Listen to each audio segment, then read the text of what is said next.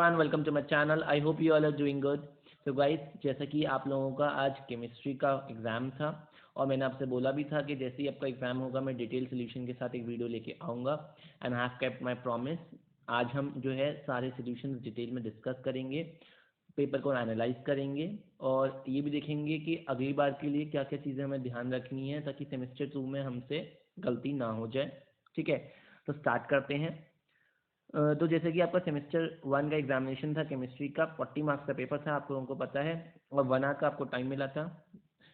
ठीक है, और 10 मिनट्स का रीडिंग टाइम था। मैंने आप लोगों से बोला भी था कि पहले जो 10 मिनट हैं वो इसलिए हैं ताकि आप पूरे पेपर को एनालाइज कर लो और सारी चीज़ें जो भी कैलकुलेशन करने का पार्ट है वो आप पहले ही माइंड में कर लो, रिकॉल कर लो किस टाइप के क्वेश्चन कहाँ कहाँ से पूछे गए हैं। ठीक है, तो आज हम उसके अब सोल्यूशंस देखते हैं। पेपर जो था वो इजी टू मॉडरेट था। 2-3 क्वेश्चन जो थे वो ट्रिकी थे थोड़े, बाकी सब पेपर पूरा जो था इजी था, कोई ऐसी डिफिकल्टी वाली बात नहीं थी। ठीक है, डिस्कस करते हैं। पहला क्वेश्चन था, in the periodic table elements of period 3 are arranged in the increasing order of ionization potential as. मैं हर क्वेश्चन की ग्रेडिंग भी करता चलूँगा, तो एक क्वेश्चन आपका इजी क्वेश्चन था। बस आपको ये पता होना चाहिए कंसेप्ट कि अगर हम पीरियड में जाते हैं लेफ्ट टू राइट तो आयनाइजेशन एनर्जी हमारी इंक्रीज करती है, तो उसी के ऑर्डर में लगाना था। इसका आपका आंसर था बी।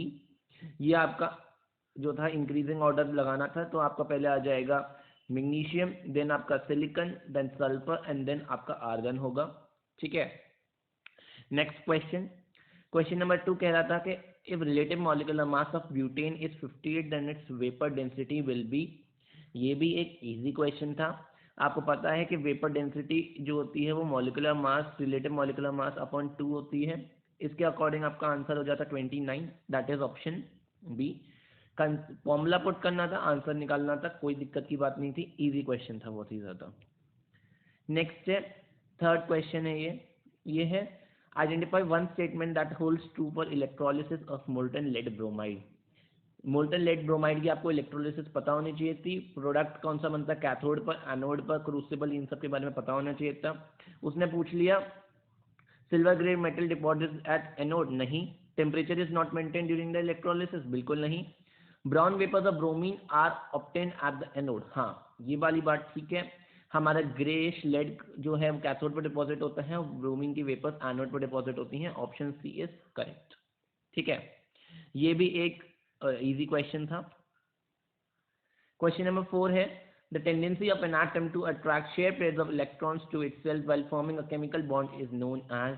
काफी इजी क्वेश्चन, इसका आंसर है हमारा बी, इलेक्ट्रोनेगेटिविटी, है ना। डायरेक्ट डेफिनेशन से क्वेश्चन पूछ लिया था, इसे भी हम इजी क्वेश्चन की कैटेगरी में रखेंगे।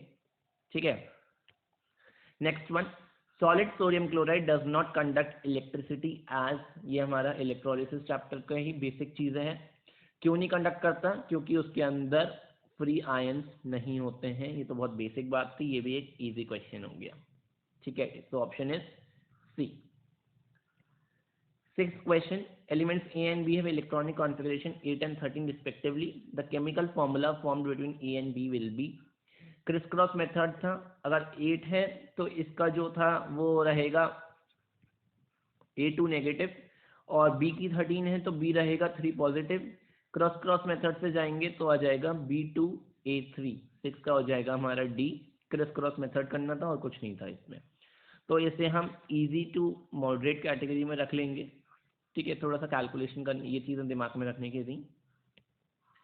नेक्स्ट है the percentage of hydrogen present in NaOH is. Percentage निकालने का मूल कॉन्सेप्ट का क्वेश्चन था। हमें पता है हाइड्रोजन के लिए 1 हो जाती और टोटल कितना है हमारा, टोटल होता है NaOH का 40, उन्होंने गिवन भी था। आपको कुछ कैलकुलेट नहीं करना था, मल्टीप्लाई बाय 100 कर दो परसेंटेज निकालने के लिए, 2.5% आंसर आ जाता है ना, तो आंसर हो जाता है A. Next one, a salt formed by incomplete neutralization of an acid by a base। ये क्वेश्चन हम लोगों ने सिमिलर स्पेसिमेन में भी डिस्कस किया था। एसिड का इनकम्प्लीट न्यूट्रलाइजेशन हुआ है तो ये हमारा एसिड सॉल्ट बनाएगा। ठीक है, तो इसका आंसर हो जाएगा आपका बी, एसिड सॉल्ट।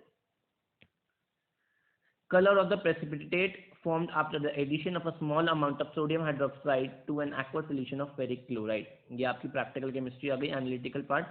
उन्होंने पूछा है कि सोडियम हाइड्रोक्साइड डाला फेरिक क्लोराइड में तो क्या होगा, हमें पता है फेरिक क्लोराइड में डालते हैं तो हमारा रेडिश ब्राउन पीपीटी बनता है, ठीक है। और अगर उन्होंने यहाँ पर फेरस दे दिया होता +2 तो आपका ये हो जाता डर्टी ग्रीन, है ना। पर हमारा ये नहीं पूछा है तो इसके लिए आंसर हो जाएगा reddish brown, answer is C, ठीक है। नेक्स्ट है alkaline earth metals have the same, alkaline earth metals के लिए पूछ लिया, बेसिकली वो पूछना चाह रहे हैं कि एक ग्रुप के अंदर क्या चीज़ सेम रहती है। तो हमारे शेल्स तो भरते ही हैं, number of valence electron same रहते हैं, हाँ बिल्कुल। जैसे अगर अल्कलाइन अर्थ मेटल है तो अल्कलाइन अर्थ मेटल में जो लास्ट इलेक्ट्रॉन होगा वैलेंस शेल में वो सब में सेम रहेगा। शेल्स तो इंक्रीज करते हैं, मेटलिक प्रॉपर्टी इंक्रीज करते हैं, आयनाइजेशन पोटेंशियल डिक्रीज करती है, पर number of valence electron same रहते हैं, तो आंसर हो गया आपका ए। 11th question, which of the following compounds neither dissociate nor ionize in water? कौन ना डिसोसिएट करता ना आयनाइज करता, तो ऐसा कौन करेगा? कार्बन टेट्राक्लोराइड जिसमें सिर्फ मॉलिक्यूल्स हों वही करेगा, ठीक है। CCl4 हम लोगों ने डिस्कस भी किया था पहले भी। अगला क्वेश्चन में डेटा गिवन है, एलिमेंट्स दे रखे हैं WXYZ और इलेक्ट्रॉनिक कॉन्फ़िगरेशन दे रखी है और पूछा है कौन इनमें से कोवेलेंट कंपाउंड बनाएगा। तो कोवेलेंट कंपाउंड वो बनाएगा जहां पर दोनों को कमी हो और दोनों की इक्वल शेयरिंग कर रहे हो दोनों, ठीक है। क्योंकि आयनिक बनता है हमारे ट्रांसफर से, ये बनता है शेयरिंग से, ठीक है।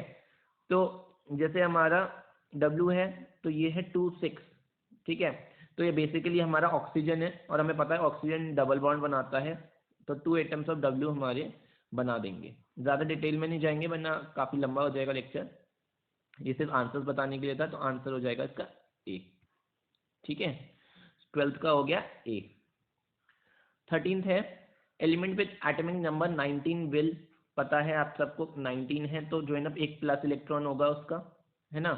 तो क्या करेगा वो, एक इलेक्ट्रॉन लूज करेगा, है। 19 क्या होता है हमारा पोटेशियम, क्या करता है वो, एक इलेक्ट्रॉन लूज करके पॉजिटिव बनाएगा, तो इसका आंसर हो जाएगा C, lose an electron and get oxidised, answer is C. 14th question, which of the following has 2 sets of lone pair of electrons in them?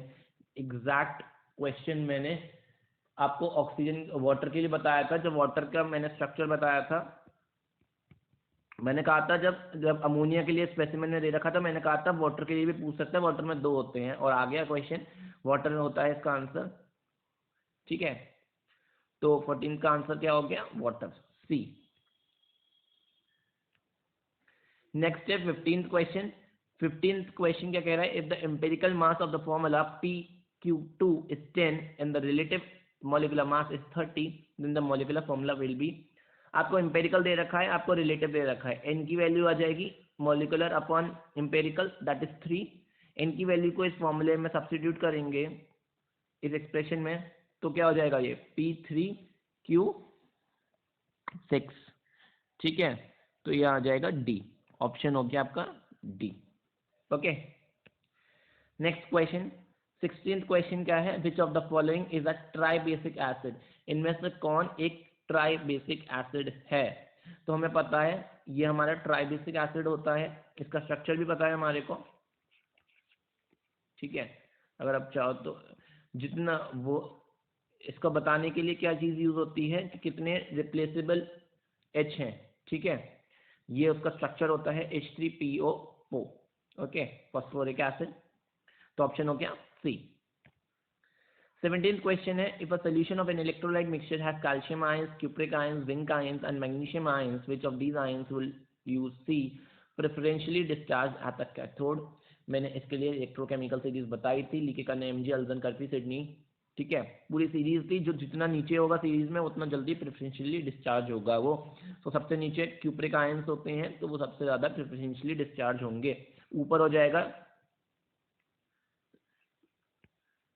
Mg, ठीक है, एल्यूमिनियम, फिर zinc, इस तरह से सीरीज चलती है, तो कैल्शियम तो ऊपर ही ऊपर आ जाएगा, ओके, तो ऑप्शन होगा सी। 18th क्वेश्चन है, which of the following ions will readily discharge at the anode during the electrolysis of acid related water, कौन जो है जल्दी से डिस्चार्ज हो जाएंगे एनोड पर। इसके लिए मैंने वो आपको स्नोई बताया था, सॉरी स्नॉक्स बताया था,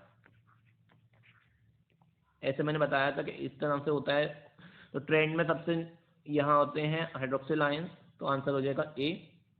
ठीक है, नेक्स्ट है, if the empirical formula for compound is CH and the vapor density is this, so the molecular formula will be, हमारे को empirical formula पता है, इससे हम लोग empirical formula weight निकाल लेंगे 13, हमारे को वेपर डेंसिटी पता है, इससे मॉलिकुलर वेट हो जाएगा 2 into vapour density that is 26, n की वैल्यू आ गई, molecular weight upon empirical weight that is 2, तो हमारा मॉलिकुलर फॉर्मूला क्या हो गया, इसका 2 से सब्स्टिट्यूट करेंगे तो हो जाएगा C2H2। ठीक है, answer is B. Okay, easy question. अच्छा, मैंने बताना रह गया, ये भी इजी था, अभी तक जितने भी हैं उनमें एक ही थोड़ा ट्रिकी लगा है, बाकी सब इजी ही हैं। ओके, ये थोड़ा सा नहीं, ये भी वैसे इजी है। आपका अगर फॉस्फोरिक एसिड फॉस्फोरस एसिड पूछ लिया था तो थोड़ा सा ट्रिकी हो जाता, ये थोड़ा सा मॉडरेट टाइप में ले लो आप, ये एक मॉडरेट है, उनके लिए ये मॉडरेट है जिनके लिए मेरे लेक्चर नहीं देखे जिन्होंने, अगर मेरे लेक्चर देखा तो उनके लिए तो ये इजी ही है। Okay, next, aqueous solution of cupric chloride forms a deep blue solution on an addition of excess of ammonium hydroxide, ये पता है हमारे को, टेट्रामीन कॉपर का कॉम्प्लेक्स बनाता है। ठीक है, डार्क ब्लू कलर का, आंसर इज डी। ये भी एक easy question. Which statement about conduction of electricity is correct? ठीक है, conducted in aqueous solution bye electrons, नहीं, आयन से होती है। मेटल वायर में नहीं, मोटर इलेक्ट्रॉन बाय इलेक्ट्रॉन्स नहीं। एसिड सोल्यूशन बाय आयंस, हाँ ये बात सही है, आयंस भी हैं और एसिड सोल्यूशन भी है, ये बात सही है, तो आंसर हो जाएगा D.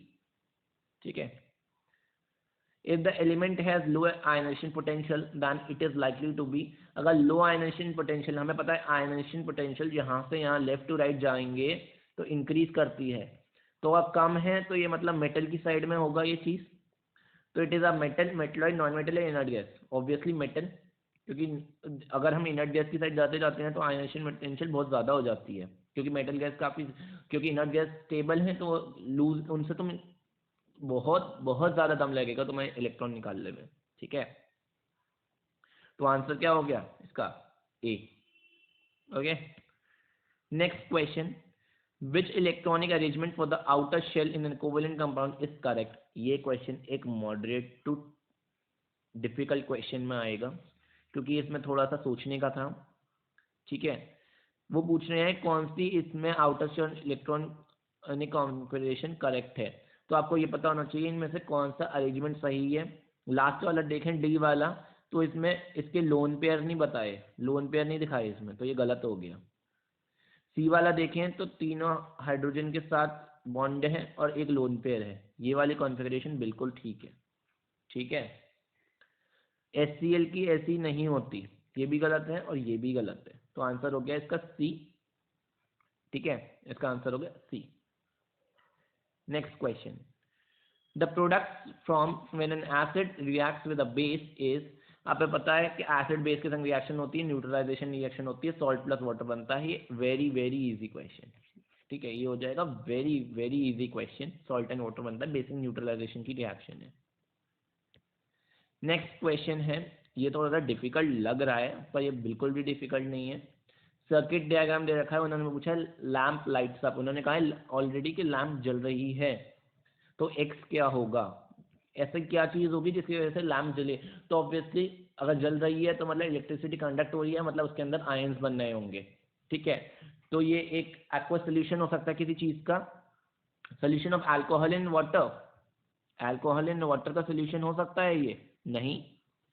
Sodium chloride in water, हाँ ये सही बात लग रही है, सोडियम क्लोराइड वाटर में है तो आयंस हैं उसके अंदर, सोडियम के, क्लोराइड के, वाटर के H प्लस आयंस हैं, OH आयंस हैं, देन आपका Na प्लस आयन है, Cl नेगेटिव आयन है, आयंस हैं आपके, इलेक्ट्रिसिटी कंडक्ट होगी ही होगी। ठीक है ना। 26 क्वेश्चन क्या है, which one of the following is a non metallic cation, कौन इनमें से नॉन मेटेलिक केटायन है? आपको पता है K प्लस मेटेलिक है, कॉपर का मेटेलिक है, सोडियम मेटेलिक है, अमोनियम आयन हमारा मेटेलिक आयन नहीं होता, तो answer is B. Okay, type of bonding present in hydrogen chloride, आपको पता है कोवेलेंट होती है, इसमें तो कोई सोचने की बात ही नहीं है, तो this is also very easy question. Last वाला क्वेश्चन जो था वो मॉडरेट में ले लो। ठीक है, non metallic properties of elements from left to right, non metallic properties के साथ क्या होता है, लेफ्ट टू राइट क्या होता है, नॉन मेटेलिक प्रॉपर्टी उसकी इंक्रीज करती है, मेटेलिक हमारी डिक्रीज करती है, तो आंसर हो गया ए। देन है aqua solution that contains both ions and molecules, अब आपके आयंस और मॉलिक्यूल्स दोनों होने हैं तो वो क्या होगा, एक वीक एसिड होगा, ऑब्वियस सी बात है। और वीक एसिड मेरे को इनमें से कौन दिख रहा है, सल्फ्यूरिक, नाइट्रिक, हाइड्रोक्लोरिक, नहीं, एसिटिक एसिड CH3COOH, यही एक वीक एसिड होता है, ठीक है। Next question, the basic oxide which is an alkali, basic oxide बतानी है जो एल्कली भी हो, तो बेसिक ऑक्साइड हमारी किसकी होती है, मेटल्स की होती है, हमें पता है मेटल्स हमारे बेसिक ऑक्साइड बनाते हैं और नॉन मेटल एसिडिक ऑक्साइड्स बनाते हैं। तो और जो एल्कली भी हो, तो एल्कली कौन सी है इसमें, सोडियम ऑक्साइड, हमें पता है Na2O is an alkali, sodium के तो वाटर में सॉल्युबल होते हैं सॉल्ट, ओके। तो 30 का आंसर हो गया B. 31st question, if the pH of a solution is 2 then the solution is, ये क्वेश्चन हम इजी में रखेंगे, अगर pH 2 है तो वो स्ट्रांगली एसिडिक होगा, क्योंकि हमें पता है pH स्केल 0 to 14 चलता है, बीच में 7 होता है, यहाँ वाले जो होते हैं वो एसिड्स होते हैं और यहाँ वाले बेसिस होते हैं, और जो जितना 0 के पास होगा वो उतना ज़्यादा स्ट्रांगली एसिडिक होगा, ठीक है। तो इसका आंसर हो गया ए, स्ट्रॉन्ग एसिड। 32 क्वेश्चन है, acidity of aluminium hydroxide is, तो हमें पता है एसिडिटी उसकी कितनी होती है, 3 होती है एल्यूमिनियम हाइड्रोक्साइड की, ये भी एक इजी था। Hydro acids are those acids which contain, direct question है, कुछ नहीं है इसमें, hydrogen and a non metal other than oxygen, ये डेफिनेशन में ही था कि उसमें हाइड्रोजन होती है हाइड्रो एसिड्स में, और एक नॉन मेटल होता है अदर देन ऑक्सीजन, जैसे HCl है, ठीक है, HBr है, ये होते हैं हमारे hydro acids. Oxidation reaction among the following is, oxidation मैंने स्पेसिमेन में भी डिस्कस करी थी, लॉस ऑफ इलेक्ट्रॉन्स को हम ऑक्सीडेशन बोलेंगे, और उसी पे क्वेश्चन आ गया, जहां भी लॉस ऑफ इलेक्ट्रॉन दिख रहा हो, पहले वाले में नहीं दिख रहा, दूसरे वाले में दिख रहा है, जो फेरस है उसने इलेक्ट्रॉन लूज करके फेरिक बना दिया, तो ये एग्जांपल हो गया ऑक्सीडेशन का, एक इजी क्वेश्चन था, it was an easy question, ठीक है। 35th, a student added excess of sodium hydroxide into each of the salt solutions listed below. An insoluble precipitate formed was observed in, insoluble किस में बनेगा, तो इसमें solubility का chart याद करना था, जो कि सॉल्ट के पार्ट में था, एक ग्राफ बोला था मैंने याद करने को, एक ग्राफ था इस तरह से बन रहा था, ठीक है। तो हमें पता है इसमें जो है कैल्शियम है जो कि इनसॉल्युबल प्रेसिपिटेट बनाएगा, ओके। चलो नेक्स्ट क्वेश्चन, बल्कि क्वेश्चन जो है इसमें जो है सोडियम हाइड्रोक्साइड डाल के इनसॉल्युबल जो है कैल्शियम जो है थोड़ा स्पेरिंगली सॉल्युबल बनाता है, नॉट कम्प्लीटली इनसॉल्युबल पर स्पेरिंगली सॉल्युबल होता है, पर मैं यही सबसे अप्रोप्रिएट ऑप्शन है। नेक्स्ट क्वेश्चन है, which apparatus could be used for to electroplate an iron nail with copper, iron nail को कॉपर से करना है तो कितना टाइम लगेगा, तो हमें पता है कि आयरन नील जो होता है, अगर जिसको भी इलेक्ट्रोप्लेट करना होता है उसे हम कैथोड पर रखते हैं, जिसकी इलेक्ट्रोप्लेटिंग करनी होती है उसे एनोड पर रखते हैं, तो इस हिसाब से मेरे को पहला डायग्राम ही सबसे सही लग रहा है इस चीज़ के लिए। हमारा नील जो है हमारे कैथोड पर है, और जिसे करना है वो जिससे करना है किससे करना है, कॉपर से, तो कॉपर प्लेट जो है हमारी उस पर है एनोड पर, और जिसका सोल्यूशन होना चाहिए जिससे करना है उसी का सोल्यूशन इलेक्ट्रोलाइट होना चाहिए, तो ये कॉपर सल्फेट का इलेक्ट्रोलाइट भी है, तो ऑप्शन ए ही सबसे करेक्ट है, ठीक है। बाकी में तो उल्टा पुल्टा कर रखा है, option A is the correct answer for 36। 37th question जो कि 4 पार्ट्स में है वो डिस्कस कर लेते हैं। ये आपको इलेक्ट्रॉनिक कॉन्फ़िगरेशन दे रखी है A to F की, वो पूछा है कि 2 atoms from the same group of the periodic table, same group का मतलब है उनकी लास्ट शेल में वैलेंस शेल में इलेक्ट्रॉन सेम होने चाहिए, तो मेरे को जो है वो C और D में सही लग रहे हैं, दोनों में 6 हैं, तो ये दोनों एक ही ग्रुप के हैं, तो आंसर हो गया इसका C and D, that is option B, ठीक है। नेक्स्ट वो कह रहा है 2 नोबल गैसेस, नोबल गैसेस होंगी तो आउटर इलेक्ट्रॉनिक उसमें 8 इलेक्ट्रॉन होंगे, या तो ऑक्टेट पूरा होगा या उसका ड्यूप्लेट होगा, तो हमारा 2 दिख रहा है मेरे को हीलियम, और ये मेरे को E वाली दिख रही है, ठीक है, तो आंसर कितना हो गया इसका B N E. B N E कहाँ पर है, बी एन ही हमारा है सी वाला पार्ट। ठीक है, तो सेकंड का हो गया सी, फर्स्ट का हो गया बी। नेक्स्ट है हमारा third part, atom which is the most electronegative, तो वो हमारा सी है। ठीक है, क्योंकि अगर हम लेफ्ट टू राइट जाएंगे तो ये हमारा जो सी वाला है वो यहाँ पर है। देखो सी वाले की क्या दे रखी है 2 6, यानी वो ऑक्सीजन दे रखी है, वो ही जो है सबसे ज़्यादा इलेक्ट्रोनेगेटिव है इस डेटा के अंदर। ऑप्शन हो गया सी।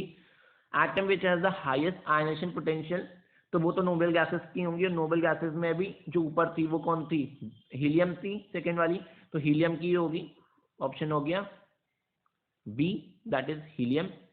इस तरह से हम लोगों ने सारे क्वेश्चंस डिस्कस कर लिए हैं। पेपर जो था आपका, अगर मैं ओवरऑल बताऊं तो वो इजी टू मॉडरेट था, विद जस्ट 1 क्वेश्चन और 2 क्वेश्चन मैक्स जो आपको टफ लग सकते हैं वो था। ठीक है, बाकी पेपर 90% ईजी था, 7 to 8% आपका मॉडरेट और 1 और 2% आपका डिफिकल्ट था। इस पेपर के अंदर आप 40 में से 38 प्लस इजीली सिक्योर कर सकते हो, कोई दिक्कत की बात नहीं है। ठीक है, बाकी क्या कहते हैं, अगर आपको फिर भी कोई डाउट हो गया हो तो आप कमेंट सेक्शन में लिख देना, मैं ज़रूर रिप्लाई करूँगा। आपको वीडियो पसंद आई हो तो लाइक करना, शेयर करना अपने दोस्तों के साथ, और अगर आप चैनल पर नए हो तो चैनल को सब्सक्राइब करना मत भूलना। मैंने स्पेसिमेन पेपर भी पहले डिस्कस किया था और आगे भी वीडियोस आती रहेंगी। ठीक है, और मैंने कुछ काफ़ी केमिस्ट्री के फैक्ट्स भी डाल रखे हैं, अगर आपने नहीं देखे हो तो मैं लिंक उनका डिस्क्रिप्शन में दे दूंगा, आप देख सकते हैं उन्हें जाके। ठीक है, तो चैनल को सब्सक्राइब करके ही जाना। Thank you very much, goodbye and take care.